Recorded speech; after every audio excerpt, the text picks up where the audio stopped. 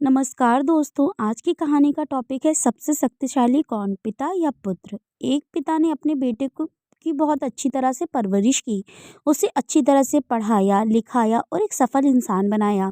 इसी के बल पर वो बेटा एक बड़ी कंपनी में बड़ा अधिकारी बन गया। हजारों लोग उसके अधीन काम करने लगे। एक दिन पिता ने सोचा क्यों ना अपने बेटे के ऑफिस में जाकर उससे मिला जाए। जब पिता उसके ऑफिस पहुंचा तो उस उन्होंने देखा कि बेटा एक शानदार ऑफिस में बैठा है और बहुत लोग उसके अधीन काम कर रहे हैं। यह देखकर पिता बहुत गर्व हुआ।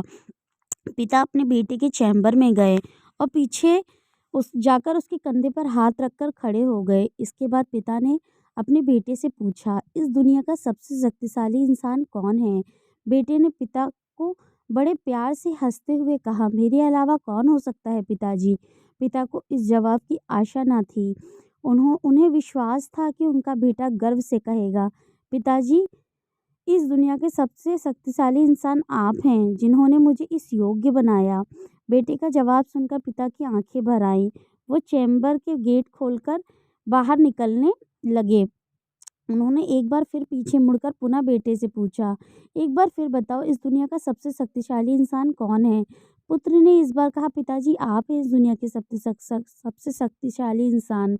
पिता ये सुनकर आश्चर्यचकित हो गए। उन्होंने कहा, अभी तो तुम अपने आप को इस दुनिया का सबसे शक्तिशाली इंसान बता रहे थे, अब मुझे बता रहे हो।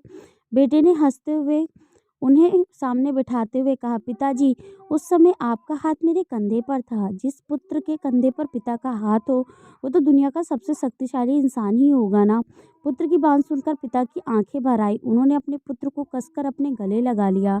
सच है, जिस कंधे पर या सिर पर पिता का हाथ होता है, वो दुनिया का सबसे शक्तिशाली इंसान होता है।